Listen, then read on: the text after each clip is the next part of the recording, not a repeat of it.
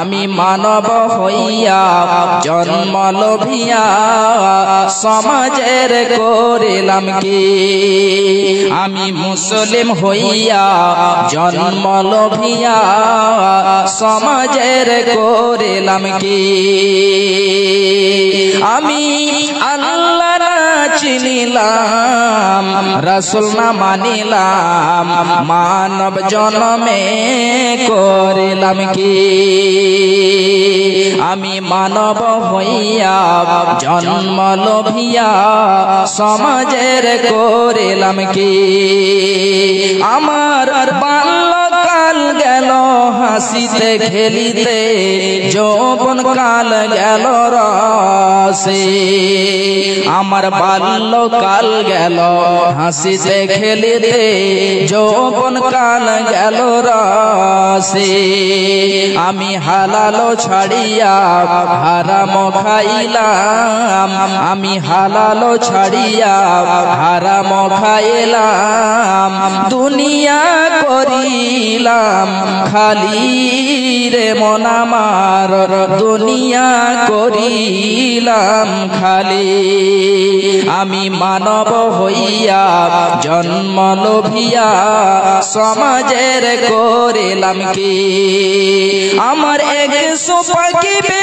দন্ত খুশিবে আমার একশো পাকিবে দন্ত খুশিবে সম্বল হবে মোর লাঠি আমার একশো পাকিবে দন্ত খসিবে সম্বল হবে মোর লাঠি তখন পুত্র পরে জন সকলে বলিবে তখন পুত্র পরে জন সকলে বলিবে এজন জাল মরিলে বাঁচিরে মন আমার এজন জাল মরিলে বাঁচি আমি মানব হইয়া জন্ম লোভিয়া সমাজের করিলাম কি ভাইজান বাপজানেরা আমার আমাদের যখন যৌবন কাল হয়ে যায় তখন যেন আমরা পৃথিবীর মায়া মহাব্বতের রং তামাশায় পড়ে যাই খুব ভালো করে শুনুন এই যৌবন কালটা এত যেন মূল্যবান সময় এত বড় একটা নিয়ামত যখন আমরা যৌবন কাল পেয়েছি আমরা যুবক যুবতী হয়েছে খুব ভালো করে শুনুন বিশ্ব নবী জনাবে মুহাম্মদুর রাসূলুল্লাহ সাল্লাল্লাহু আলাইহি ওয়াসাল্লাম বলছেন কাল কিয়ামতের মাঠে আল্লাহর আরশের ছায়া ছাড়া আর অন্য কোনো ছায়া থাকবে না এমন সমাজে এই যুবক এবং যুবতীদেরকে সেই জায়গাতে স্থান দেওয়া হবে তাহলে কোন যুবক কোন যুবতী সবাই পাবে না সবাই পাবে না বিশ্ব নবী জনাবে মুহাম্মদুর রাসূলুল্লাহ সাল্লাল্লাহু আলাইহি ওয়াসাল্লাম বলছেন এক এক করে বিশ্ব নবী আমার 7 প্রকার লোককে গনিয়েছেন এই 7 প্রকার লোক স্থান পাবে তার মধ্যে একজন বিশ্ব নবী আমার বলছেন ওয়াসাবুন নাসা ফি ইবাদাতিল্লাহ বিশ্ব নবী আমার বলছেন যারা তার যৌবন কালকে আল্লাহর ইবাদতে কাটাবে আল্লাহর ইবাদতে যারা তার জওয়ানিকে কাটাবে তার যৌবন কালকে কাটাবে বিশ্ব নবী বলছেন কাল কিয়ামতের মাঠে আল্লাহর আরশের ছায়া ছাড়া আর অন্য কোনো ছায়া থাকবে না সেদিন ওই যুবকদেরকে স্থান দেওয়া হবে ভাইজান বাপজানেরা আমার খুব ভালো করে শুনুন মা আমার বোনেরা আমার আমাদের 40 বছর বয়স কেটে গিয়েছে 50 বছর বয়স কেটে গিয়েছে মা বলছে বেটা নামাজ পড়ো বেটা নামাজ আদায় করো বেটা তুমি মদ ছেড়ে দাও তখন যেন মাকে বলে মা আমার এখনো অনেক সময় রয়েছে এই মাত্র আমি 40 বছরের হলাম, এখনো আমার অনেক সময় রয়েছে, মা নামাজ আমি পড়ব সময় রয়েছে, মদ ছেড়ে দেব মা সময় রয়েছে। ভাইজান একবার আপনি বলুন তো, নির্জনে আপনি ভেবে চিন্তা ভাবনা করবেন, ভেবে দেখবেন যে আপনি আর কতদিন বাঁচবেন। এটা কি কেউ বলতে পারবে? কেউ বলতে পারবে না। আজকে আপনি কালকে আমি এই করিয়া করে পৃথিবী ছেড়ে চলে যেতে হবে, পৃথিবীর মায়া পৃথিবীর মহাব্বত ছেড়ে চলে যেতে হবে। মায়েরা আমার, বোনেরা আমার, খুব ভালো করে শুনুন, আপনার যে জীবন, আপনার যে বয়স রয়েছে, এটা কত মূল্যবান, খুব ভালো করে শুনুন।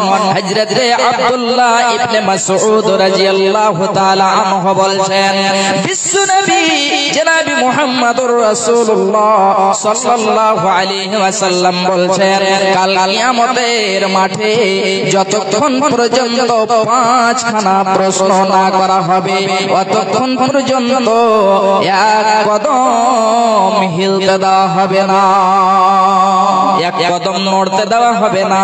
তাহলে ওই 5খানা প্রশ্ন কি রয়েছে? খুব ভালো করে শুনুন মা আমার, বোনেরা আমার, ভাইজানেরা আমার। বিশ্বনবী বলছেন 1 নাম্বার প্রশ্ন হবে আন উমরিহি, 1 নাম্বার প্রশ্ন করা হবে। বিশ্বনবী বলছেন যে হে বান্দা, হে বান্দি, বলো তোমার বয়সটাকে তুমি কিসে কাটিয়েছো? আমি আল্লাহ রাব্বুল আলামিন তোমাকে 40 বছর, 50 বছরে, 100, 200 বছর জীবন দিয়েছিলাম। বান্দারে, হে আমার বান্দিরা, বলো তোমার এই বয়সটাকে কোথায় কাটিয়েছো? আজকে আমরা 40 বছর এমনিতে কাটিয়ে দিই, 50 বছর হয়ে যায়, যখন আর কোমর যেন সাজদার জন্য ঝুঁকে না, যখন রুকু করতে পারে না, এমন সময় লাঠি নিয়ে মসজিদে যায়। মা আমার, বোনেরা আমার, ভাইজানেরা আমার, খুব ভালো করে শুনুন, আপনার এই বয়সটা আপনি হিসাব যতদিন না দিতে পারবেন, ততদিন আপনাকে, ততক্ষণ পর্যন্ত আপনাকে 1 পা নড়তে দেওয়া হবে না। এবারে আসি 2 নম্বরে। বিশ্বনবী বলছেন ওয়া আন সাবাবিহি ফিমা আবলাহু, এবং তাদের যৌবন সম্পর্কে জিজ্ঞাসা করা হবে, হে বান্দারা আমার, বলো দেখি তোমার যৌবন কাল, তোমার যুবতী কালটাকে, বয়সটাকে তুমি কিসে কাটিয়েছো, তুমি কিসে অপচয় করেছো? ভাইজান, বাপজানেরা আমার, খুব ভালো করে বুঝবেন, খুব ভালো করে শুনবেন। একটা মানুষের জীবন 50 বছরে, 100 বছর, 200 বছর, এই জীবনের মধ্যে যৌবন কাল রয়েছে। আবার কিন্তু বিশ্বনবী বলছেন যে তাদেরকে তার যৌবন সম্পর্কে জিজ্ঞাসা করা হবে। তাহলে এই যৌবন কালটার কত গুরুত্ব রয়েছে, কত মূল্য রয়েছে ভাই আমার। আবার আপনাকে এই বিশাল বড় একটি নিয়ামত, যেটি আল্লাহ রাব্বুল আলামিন দিয়েছেন, আবার আপনাকে জিজ্ঞাসা করা হবে, বান্দারে বলো তোমার সে যৌবন কালটাকে কোথায় লাগিয়েছ? এবারে 3 নম্বরে চলে আসি। বিশ্বনবী বলছেন ওয়া আন মালিহি মিন আইনা কাসাবাহু ওয়া ফিমা আনফাকাহু। বিশ্বনবী বলছেন বান্দা বলো তোমার কাছে 10 বিঘা, 50 বিঘা, 100 বিঘা জায়গা ছিল, জমি ছিল, 10টি গাড়ি ছিল, বড় একটি সুন্দর বাংলা ছিল, তুমি লক্ষ লক্ষ কোটি কোটি টাকার মালিক ছিলে।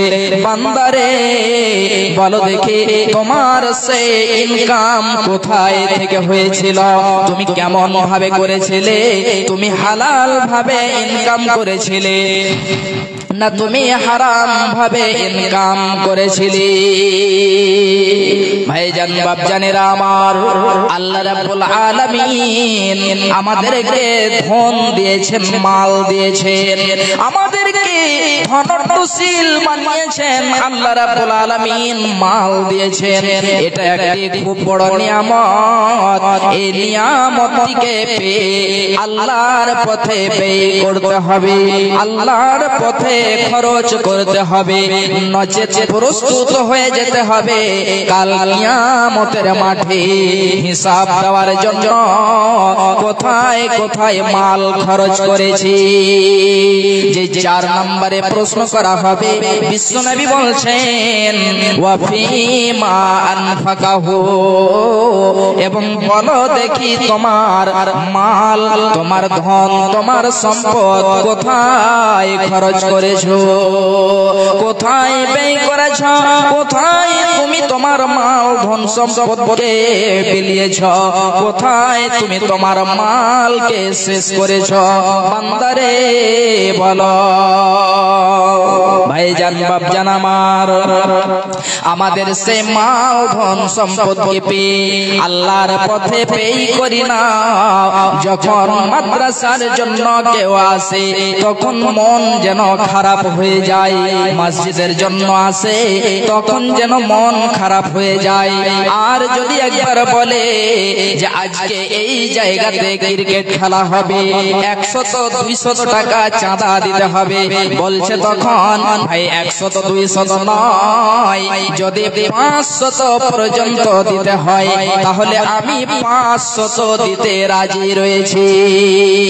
ভাইজান বাপজানেরা আমার, মাল ধন সম্পদকে আপনি যেন বেঁধে রাখবেন, জমিয়ে রাখবেন, আপনার সঙ্গে কিছুই যাবে না।